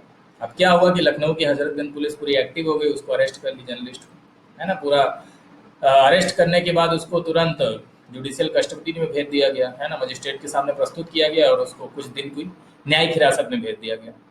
अब उसने, सुप्रीम कोर्ट ने सीधे रिट पिटीशन कर दी है हैबियस कॉर्पस पिटीशन, बोला कि मैंने कौन सा जो है आतंकवादी हूं, मैंने कौन सा अपराध किया है। तो सुप्रीम कोर्ट ने टिप्पणी करते हुए कहा कि ऐसे तो रोज लोग गाली देते हैं सुप्रीम कोर्ट और हाई कोर्ट को भी, हर किसी को जुडिशियल कस्टडी में थोड़ी ना भेजा जा सकता है, हर किसी को न्यायिक हिरासत में थोड़ी ना भेजा जा सकता है। अगर उन्होंने गलत किया है तो उनके खिलाफ मुकदमा दर्ज किया जाए, और मुकदमा बाद में जब जजमेंट आएगा तो उसको सजा मिलेगी। अब कोई क्रिमिनल तो है नहीं इस तरह का कि उसे तुरंत जुडिशियल कस्टडी में भेज दिया जाए। तो सुप्रीम कोर्ट ने ये रेट इशू की और तुरंत छोड़ने का आदेश दिया, यानी टू हैव द बॉडी, बंदी को सशरीर क्या करो, प्रस्तुत करो जर्नलिस्ट को, है ना भैया। तो वही बात है, किसी के मौलिक अधिकारों का हनन हो रहा है, अगर इस मामले में किसी को अरेस्ट किया गया है और उसके मौलिक अधिकारों का हनन हो रहा है, तो इस मामले में सुप्रीम कोर्ट ये रेट जारी कर सकती है, ठीक है। और दूसरी कौन सी होती है सर, ये तो हो गया आपका क्या, बंदी प्रत्यक्षीकरण यानी हैबियस कॉर्पस। सेकंड होती है मैंडेमस। मैंडेमस यानी इसको बोलते हैं परमादेश। मैंडेमस इसको बोलते हैं परमादेश, ठीक। इसका क्या मतलब होता है सर, इसका जो शाब्दिक अर्थ होता है, यानी परमादेश का जो अर्थ होता है, इसका अर्थ होता है बी कमांड। बी कमांड यानी हम क्या देते हैं, आदेश देते हैं। बी कमांड यानी हम आदेश देते हैं, मतलब समझो ये एक तरह का कंट्रोल है, ये एक तरह का नियंत्रण है। ये कोर्ट के द्वारा अधिकारियों को, सरकारी अधिकारियों को, सार्वजनिक अधिकारियों को जारी किया जाता है, ठीक। अरे जाहिर सी बात है सर, एक बात बताओ, किसी को आदेश, बी कमांड यानी हम का मतलब क्या देते हैं, हम आदेश देते हैं। किसी को आदेश देने की जरूरत कब पड़ेगी, जब वो अपना कार्य नहीं करेगा, है ना। तो उसके अगर कोई भी पब्लिक ड्यूटी पर कोई भी अधिकारी है, कोई भी सार्वजनिक अधिकारी है, कोई भी सरकारी अधिकारी है, तो उससे उसके कार्यों को मना करने के लिए पूछा जाता है। जैसे मान लो किसी ने अपना कार्य नहीं किया, है ना, तो उसको मना करने के लिए क्या किया जाता है, पूछा जाता है। एक बात ध्यान दीजिएगा, मैंडेमस निजी व्यक्तियों के खिलाफ नहीं जारी की जाती है, ऐसे इंस्टीट्यूशन के खिलाफ नहीं जारी की जा सकती है जो नॉन कॉन्स्टिट्यूशनल है। क्लियर है, ये बात याद रखिएगा। भारत के राष्ट्रपति राज्यपाल के विरुद्ध नहीं जारी की जाती, ठीक। हाँ, बाकी कोई भी, जैसे मान लीजिए डीएम साहब है ना, आपके घर के सामने खूब ढेर सारा कूड़ा था, आपने जो है डीएम को चिट्ठी लिखी, नगर निगम को चिट्ठी लिखी, भैया कूड़ा हटा लो, मच्छर काट रहा है, मौलिक अधिकारों का हनन हो रहा है, लोग मर रहे हैं, मलेरिया फैल रहा है, ठीक है। आदेश भी दिया गया था उनको, तब भी वो ऐसा नहीं किए, है ना। तो बार बार आप कर रहे हो, बार बार आप कर रहे हो, ऐसा नहीं हो पा रहा है, आदेश का पूरा तरीके से उल्लंघन हो रहा है। आप चले गए जो है ये कोर्ट चले गए, कोर्ट ने देखा और कोर्ट ने ये क्या किया, मैंडेमस रेट इशू कर दिया भैया कि हम आदेश देते हैं। मतलब सीधा सा मतलब है इसका, ये एक न्यायालय का नियंत्रण है सर, जिसे कोर्ट के द्वारा सार्वजनिक अधिकारियों को जारी किया जाता है और उनसे उस कार्यों के विषय में पूछा जाता है, यानी उससे उन कार्यों के विषय में पूछा जाता है जिन कार्यों को उन्होंने नकारा है या उससे नकारने के संबंध में पूछा जाता है। क्लियर है, तो ये है क्या, मैंडेमस यानी कि परमादेश। आगे बढ़ते हैं हम लोग, अगला क्या है, इसके बाद 2-3 रेट और बची है आपकी, छोटी छोटी है।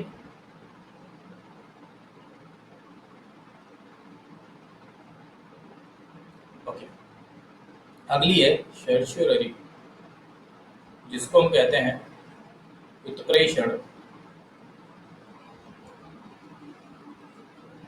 और चौथी है प्रोहिबिशन, जिसको बोलते हैं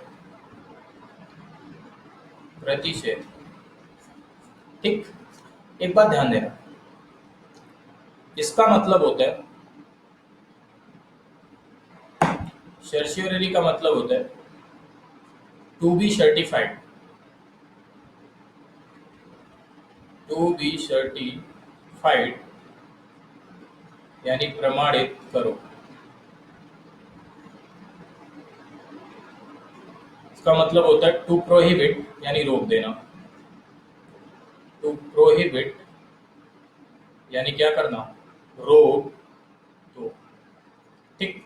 अब एक बात समझिएगा, ये सर हायर जुडिशरी के द्वारा इंफीरियर जुडिशरी को जारी किया जाता है। बात समझिए, बड़े न्यायालय द्वारा छोटे न्यायालयों को या अधिकरणों को या ट्रिब्यूनल्स को जारी किया जाता है। जैसे कोई इंफीरियर कोर्ट, मैं एक लाइन में बताऊंगा, ज्यादा विस्तार पे नहीं जाऊंगा, कोई भी इंफीरियर कोर्ट अगर अपने जुडिशियल एरिया से बाहर जाए। जुडिशियल एरिया मतलब हर कोर्ट का अपना अपना एक जुरिस्डिक्शन होता होगा या नहीं, यस और नो? हर कोर्ट का अपना एक न्यायिक क्षेत्र होता होगा, हर कोर्ट का अपना एक जुडिशियल एरिया होता होगा कि नहीं? जैसे संविधान की व्याख्या करने का अधिकार किसका है ना? हायर जुडिशरी को है। तो क्या संविधान की व्याख्या सबऑर्डिनेट कोर्ट कर सकता है, अधीनस्थ न्यायालय कर सकता है? नहीं ना। अगर वो मान लो ऐसा करेगा तो इसका मतलब ये है कि वो अपने न्यायिक क्षेत्र से बाहर जा रहा है। तो अगर वो अपने न्यायिक कोई भी इंफीरियर कोर्ट अगर अपने जुडिशियल एरिया से बाहर जाता है तो इसमें ये रेट इशू होती है, बोलते टू बी सर्टिफाइड, प्रमाणित करो ये मामला है या नहीं आपका। ठीक है, इसमें इसमें हायर जुडिशरी उस केस को अपने पास ट्रांसफर करा लेती है और इसमें कहती है भैया वहीं रोक दो, ये आपका मामला नहीं है, इसको वहीं पे क्या कर दो, रोक दो। दोनों सेम है, थोड़ा सा अंतर है सर। ये रिट तब इशू की जाएगी जब छोटे वाले कोर्ट का यानी इंफीरियर कोर्ट का जजमेंट आ चुका हो। ये रिट तब इशू की जाती है जब जजमेंट आ गया हो। अरे भैया ट्रांसफर तभी कराएंगे, है ना, जब जजमेंट आ चुका हो तब केस को अपने पास ट्रांसफर करा लेती है, या ये रिट इशू की जाती है यानी रिव्यू के लिए अपने पास ले जाती है। ठीक है, मामले को हायर जुडिशरी। और इसमें क्या है प्रोहिबिशन में, जब मामला चल ही रहा हो और कोई भी कोर्ट, कोई भी छोटा कोर्ट, कोई भी इंफीरियर कोर्ट अपने एरिया से बाहर जाए तब उससे कहता भैया टू प्रोहिबिट, यानी क्या कर दो, रोक दो। क्लियर है? पक्का? प्रतिषेध का अर्थ होता है रोकना, किसी उच्च न्यायालय के द्वारा अधीनस्थ न्यायालयों को या किसी ट्रिब्यूनल्स को अपने न्याय क्षेत्र से बाहर जाकर कार्य करने को रोकने के लिए ये जारी किया जाता है। ठीक है, पक्का? और एक बात ध्यान देना, प्रोहिबिशन सिर्फ जुडिशियल और हाफ जुडिशियल बॉडी के ही अगेंस्ट जारी किए जा सकते हैं, किसी भी एडमिनिस्ट्रेटिव अथॉरिटी के लिए नहीं जारी किए जा सकते। ठीक है, निजी व्यक्ति के खिलाफ नहीं जारी किया जाता है। अब उत्प्रेषण सर्शियोररी, इसका मतलब होता है प्रमाणित होना या सूचना देना।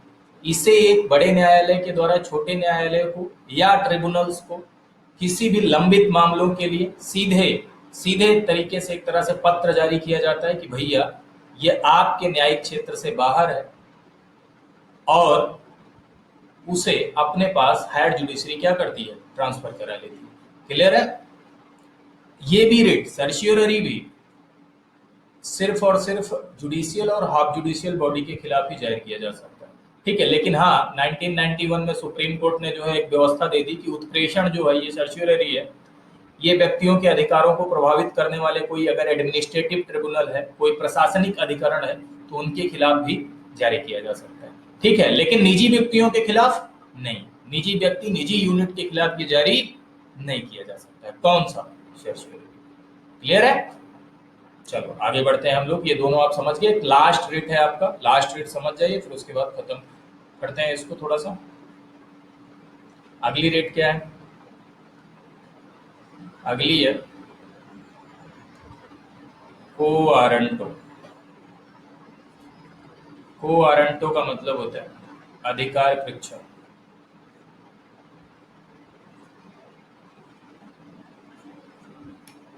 इसकी मीनिंग है व्हाट इज योर अथॉरिटी, यानी आपका क्या अधिकार है।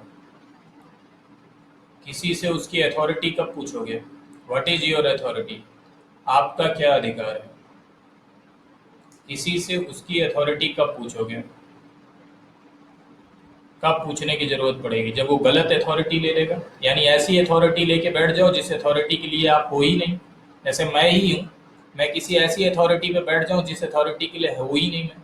ठीक है, मतलब समझो इस तरह की रिट के द्वारा न्यायालय किसी भी व्यक्ति के एक तरह से दावे की जांच करता है।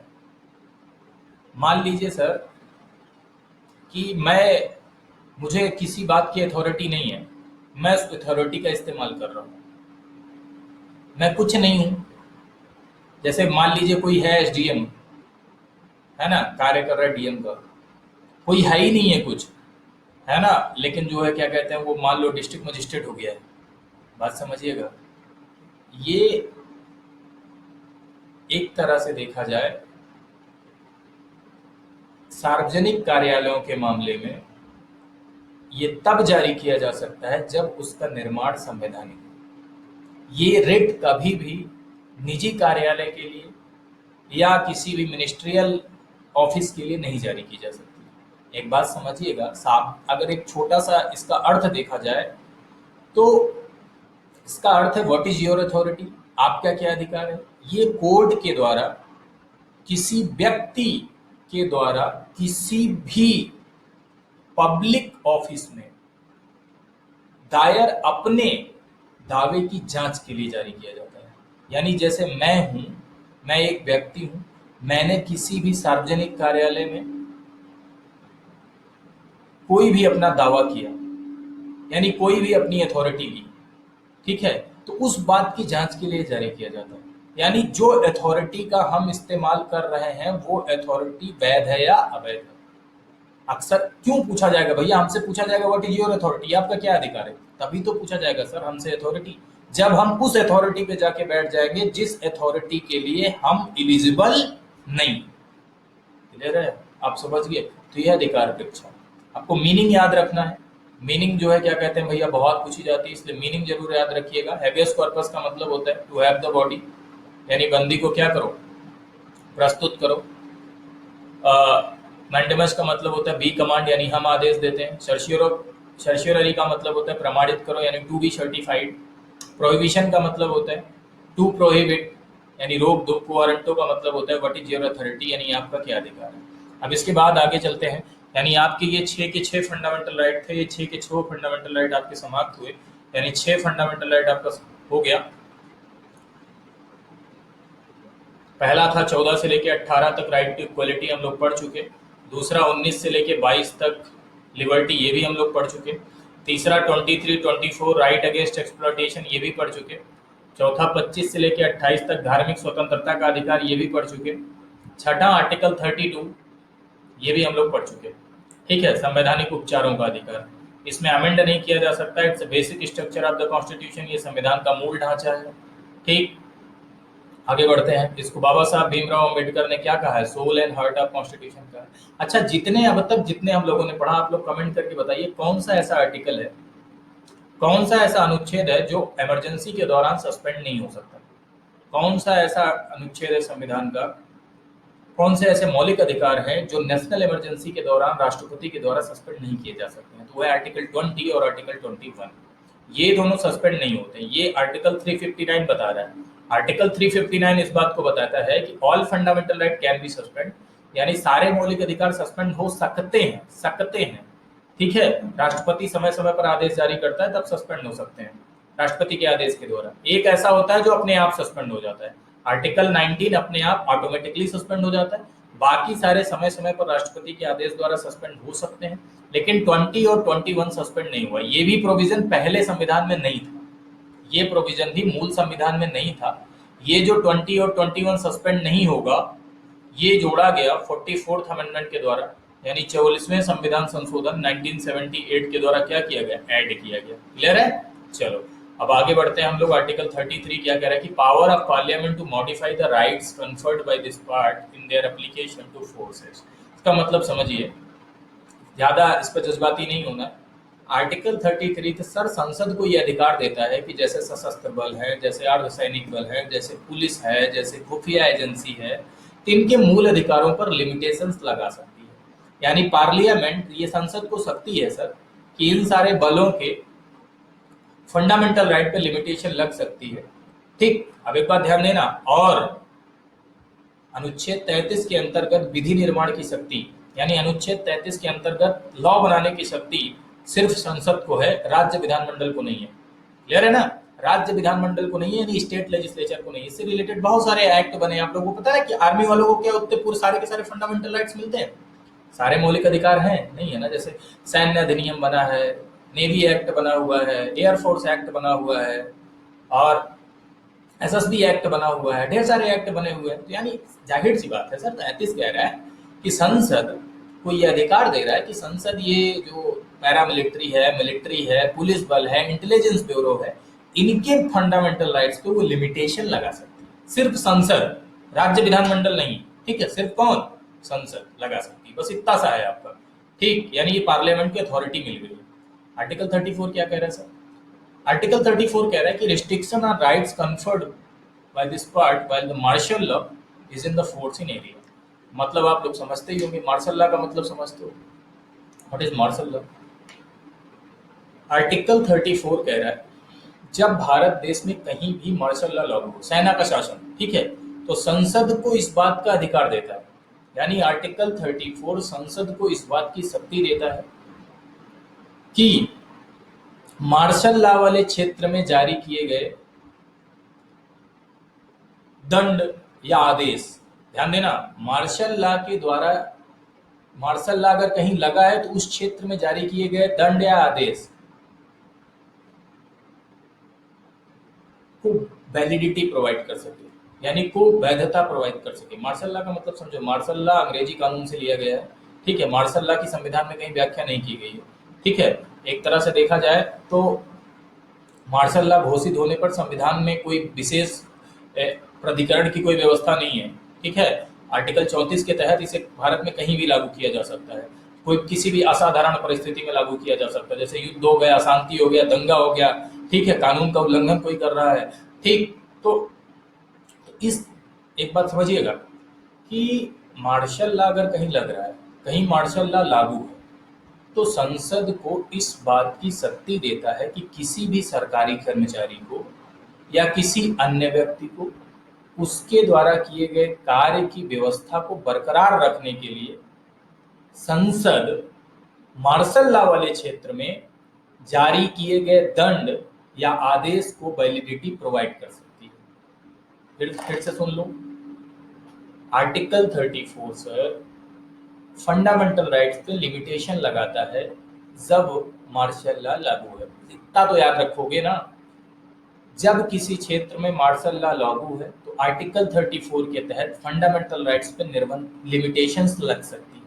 यानी फंडामेंटल राइट्स पर निर्भर क्या, ये संसद को इस बात की शक्ति देता है कि किसी भी सरकारी कर्मचारी को या किसी अन्य व्यक्ति को उसके द्वारा किए जाने वाले किसी भी कार्य को बरकरार रखने या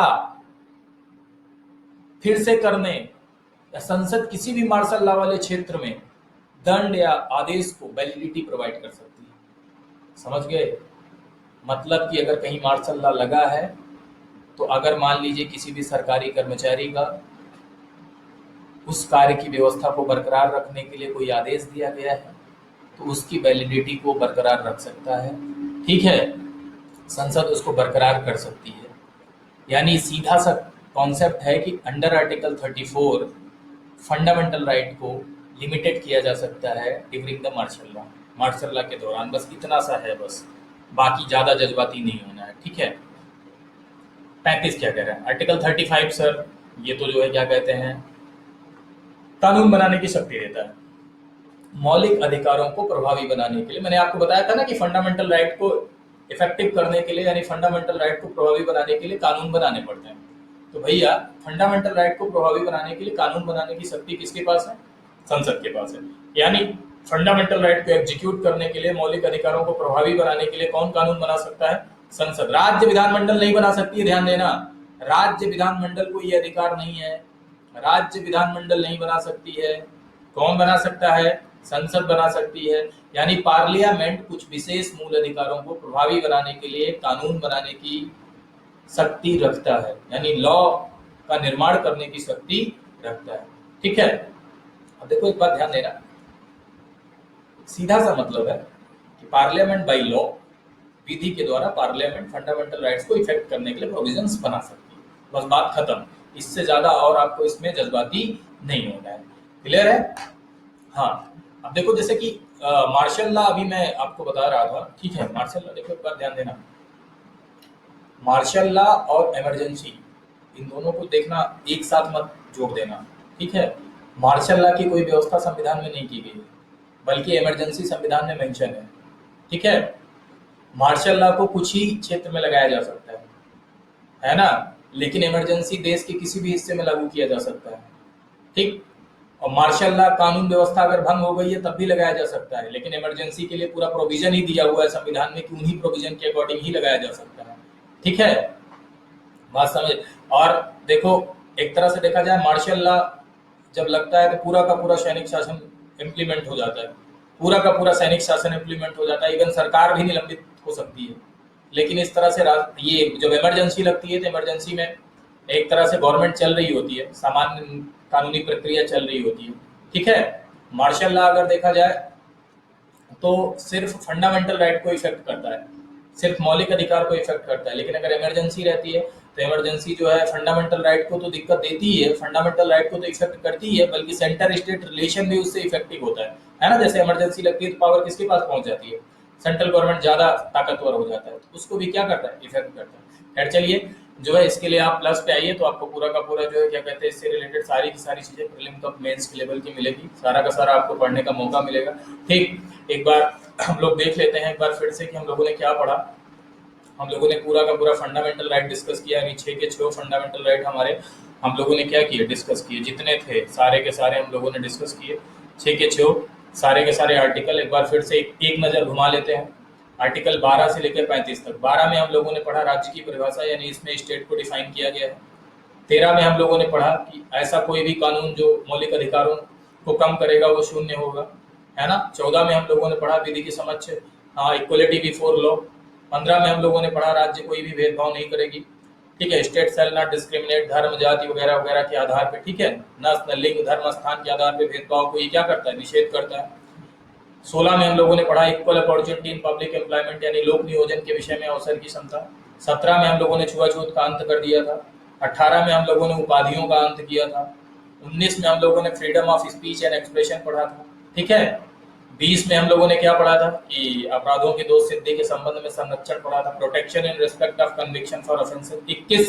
21 को संविधान की रीढ़ कहा जाता है, यानी बैकबोन ऑफ कॉन्स्टिट्यूशन कहा जाता है, ठीक है। ये हमारा राइट टू लाइफ है, जीवन का अधिकार है। 21A ये बाद में जोड़ा गया, शिक्षा का अधिकार, है ना, 6 से 14 वर्ष तक की आयु के बच्चों के लिए। फिर उसके बाद क्या पढ़ा हम लोगों ने, 22 गिरफ्तारी, कुछ विशेष मामलों में गिरफ्तारी के विरुद्ध संरक्षण मिला है, जैसे 24 घंटे के अंदर मजिस्ट्रेट के सामने पेश करना, ये पढ़ा हम लोगों ने। 23 ह्यूमन ट्रैफिकिंग को एबॉलिश करता है, मानव व्यापार को एबॉलिश करता है, ये पढ़ा। 24 14 वर्ष से कम आयु के बच्चों से क्या नहीं कराया जा सकता, बाल मजदूरी, ये पढ़ा हम लोगों ने। 25 क्या धर्म की स्वतंत्रता देता है, मानने की, प्रचार प्रसार करने की, प्रैक्टिस करने की। 26 टैक्स नहीं इकट्ठा कर सकता, टैक्स नहीं लिया जा सकता धर्म की अभिवृद्धि, सॉरी माफ कीजिएगा, वो तो 27 है। 26 मतलब रिलीजियस कम्युनिटी को, धार्मिक संप्रदाय को कोई भी धार्मिक कार्य करने की स्वतंत्रता देता है, यानी धार्मिक प्रबंध की स्वतंत्रता देता है, ठीक। 27 में किसी विशेष धर्म को बढ़ाने के लिए टैक्स, स्टेट फंड से पैसा नहीं दिया जा सकता, बाकी सभी धर्मों को बढ़ाने के लिए दिया जा सकता है ना। और 28 क्या पढ़ा हम लोगों ने कि जो पब्लिक फंड, जो पूरी तरह से सरकारी वित्त पोषित है, जो पूरी तरह से सरकारी इंस्टीट्यूशन है, वहां धार्मिक शिक्षा नहीं दी जा सकती, बाकी जगह दी जा सकती है, लेकिन लेने के लिए हम स्वतंत्र हैं, चाहे तो ले और चाहे तो न ले। 29 में हम लोगों ने पढ़ा कि अल्पसंख्यकों को संरक्षण मिला है कि अल्पसंख्यक अपने कल्चर एजुकेशन को बढ़ा सकते हैं। 30 में उन्हीं सारी चीजों को बढ़ाने के लिए अल्पसंख्यक कोई एजुकेशनल इंस्टीट्यूशन भी लगा सकते हैं, ये हम लोगों ने पढ़ा। 31 आपको पता था राइट टू प्रॉपर्टी था, ये रिपील कर दिया गया है ना। उसके बाद हम लोगों ने 32 पढ़ा संवैधानिक उपचारों का अधिकार। हाँ, इस तरह से जो है क्या कहते हैं, पूरा का पूरा आपका फंडा 6 के 6 मौलिक अधिकार हम लोगों ने क्या कर लिए, पढ़ लिए, यानी सारे के सारे फंडामेंटल राइट हमारा खत्म हो गया। फीचर के बारे में हम लोगों ने डिस्कस किया था, शुरुआत में ही हम लोगों ने फीचर के बारे में डिस्कस किया था भैया, इसका क्या फीचर होता है, यानी फंडामेंटल राइट के क्या फीचर होते हैं, पूरा पूरा बताया था कि इसका नेचर कैसा होता है, निगेटिव होता है, ये परफेक्ट है कि नहीं है, तो भैया क्या है, पूरी तरह से परफेक्ट नहीं है, यानी मिला है तो फांसी भी लगती है ना, ये हम लोगों ने पढ़ा है। संशोधन की बात कर ली जाए तो क्या फंडामेंटल राइट में अमेंडमेंट किया जा सकता है, सर बताइए, क्या मौलिक अधिकारों में संशोधन किया जा सकता है? यस, मौलिक अधिकारों में संशोधन किया जा सकता है, लेकिन उसके मूल ढांचे में क्षति नहीं पहुंचाई जा सकती, यानी बेसिक स्ट्रक्चर के साथ खिलवाड़ नहीं किया जा सकता। और इस बेसिक स्ट्रक्चर के साथ खिलवाड़ नहीं किया जा सकता है, ये कौन से केस में सुप्रीम कोर्ट ने कहा, तो ये कहा किसमें, केशवानंद भारती केस में। अच्छा, विदेश यात्रा और निजता का अधिकार कौन से अनुच्छेद से रिलेटेड है? आर्टिकल 21 से रिलेटेड है। ये आपके कुछ कंफ्यूजन वाले पॉइंट है। सबसे ज्यादा पूछे जाने वाले आर्टिकल इसमें जैसे हैं 17 सबसे ज्यादा पूछा जाता है, 24 सबसे ज्यादा पूछा जाता है, 21 सबसे ज्यादा, 21A, ठीक है, सबसे ज्यादा 25 और 32। ये इतने फंडामेंटल राइट हैं जो सबसे ज्यादा छोटे मोटे एग्जाम में आपके यहाँ पूछे जाते हैं, सबसे इंपॉर्टेंट फंडामेंटल राइट्स, ठीक है। तो बस ये था आपका पूरा का पूरा मौलिक अधिकार से रिलेटेड जो है पूरी व्याख्या, है ना। बाकी सर आप जो है अनअकैडमी लर्निंग एप्लीकेशन आप लोग डाउनलोड कर लीजिए और उसमें UP PSC and UP triple SC की कैटेगरी में, UP PSC and UP triple SC की कैटेगरी में अगर आप ज्वाइन करेंगे, इस गोल को अगर आप सिलेक्ट करेंगे, तो उसमें आपको मेरे से पढ़ने का मौका मिलेगा। 10 बजे की स्पेशल क्लास होती है रात को, ठीक है, इस समय तो नहीं चल रही, कल परसों, लेकिन 1 तारीख से स्टार्ट हो जाएगी 10 बजे की स्पेशल क्लास, जिसमें पूरा का पूरा एमसीक्यू होता है, पॉलिटी पे हम लोग पूरा डिस्कस करते हैं प्रश्नों की श्रृंखला के साथ, ठीक है। और उसके अलावा अभी मॉडर्न इंडिया का एक कोर्स चल रहा है, मॉडर्न इंडिया का एक कोर्स चल रहा है शाम को 7 बजे, ठीक। अगर आप इसमें ज्वाइन करेंगे, सब्सक्रिप्शन लेंगे, शाम को 7 बजे मॉडर्न इंडिया का, और पॉलिटी का पूरा प्रीलिम लेवल का मैंने एक पढ़ा रखा है। अगर आप ज्वाइन करते हैं तो पूरी की पूरी आपको रिकॉर्डिंग मिल जाएगी, पूरी पॉलिटी मैंने पढ़ा रखी है, पूरी रिकॉर्डिंग आपको मिल जाएगी, ठीक। तो then thank you for watching, please like share and subscribe, ठीक भैया। लाइक करिएगा, अगर आपको अच्छा लगे तो ज़्यादा से ज़्यादा क्या करिएगा, शेयर करिएगा। इसी के साथ आज हम लोग जो है क्या कहते हैं, आज विराम देते हैं। Good night to all of you, अगले सेशन में मिलेंगे अगले टॉपिक के साथ, ठीक है। स्वस्थ रहिए, व्यस्त रहिए, मस्त रहिए, मौज करिए, ठीक है। और देश को इस महामारी से लड़ने में आप लोग भी अपना योगदान दीजिए और एक जुनून के साथ जुटिए, क्योंकि अब जो है एग्ज़ाम आपका नज़दीक आ गया है ना। जल्द ही जो है यूपी पीसीएस 2020 का डेट भी अनाउंस हो जाएगा, यानी कब जो है उसका एग्ज़ाम होने वाला है। तो इसलिए यूपी ट्रिपल एससी के भी बहुत सारे अब एग्ज़ाम कंडक्ट होंगे इस लॉकडाउन के बाद। उम्मीद करते हैं कि जल्दी लॉकडाउन खुले, सारा सब कुछ जो है जो अस्त व्यस्त है सब सही हो जाए। तो आप लोग अपने अंदर एक थोड़ा सा लाइए, पेशेंस भी लाइए कि भैया धैर्य रखिए, क्योंकि धैर्य देखो, तैयारी के लिए लोक सेवा आयोग की अगर कोई व्यक्ति तैयारी कर रहा है ना, तो पेशेंस बहुत जरूरी है। जितना ज़्यादा आपके अंदर पेशेंस होगा ना, अंग्रेजों की तरह पेशेंस होना चाहिए सर आपके अंदर। जैसे अंग्रेजों के पास पेशेंस हुआ करता था, एक लड़ाई लड़ते थे, हार जाते थे, पैरों पर गिर जाते थे। दूसरी लड़ाई लड़ते थे, थोड़ा सा हटते थे, संधि कर लेते थे, पैरों पर गिर जाते थे। तीसरी लड़ाई लड़ते थे, अगर फिर भी हार गए तो कोई बात नहीं, फिर पैर छूते थे। चौथी लड़ाई लड़ते थे, हरा देते थे। सुना होगा कर्नाटक का युद्ध आपने, टीपू सुल्तान हैदर अली का। तो ऐसा पेशेंस होना चाहिए सर, लड़ाई लड़ते जाओ, हारते जाओ, गिरते जाओ, लड़ते जाओ, हारते जाओ, गिरते जाओ, अपने आप को उठाते जाओ, और एक दिन जरूर आएगा जब आप जीतेंगे सर। लेकिन हाँ, विचार अच्छे होने चाहिए, अच्छे विचारों के साथ अगर तैयारी होगी तो बहुत अच्छा होगा। विचार हमेशा अच्छे होने चाहिए, क्योंकि क्या होता है ना कि विचार नहीं अच्छे होते हैं तो कितना भी जो है क्या कहते हैं आप आगे बढ़ो, विकास नहीं हो पाता है। रावण के विचार अच्छे नहीं थे लेकिन बहुत विकास किया था उसने, सोने की लंका थी लेकिन लंका का पतन हुआ। अभी से अगर आप ये सोचो कि बहुत लूटेंगे हम नौकरी करने के बाद एकदम, तो फिर दिक्कत होगी उसमें। अच्छे विचारों के साथ तैयारी करिए, उम्मीद करते हैं, मेरी शुभकामनाएं आपके साथ है, ईश्वर की शुभकामनाएं आपके साथ हैं कि आप जल्दी से जल्दी क्या हो, सफल हों। Thank you and good night to all of you.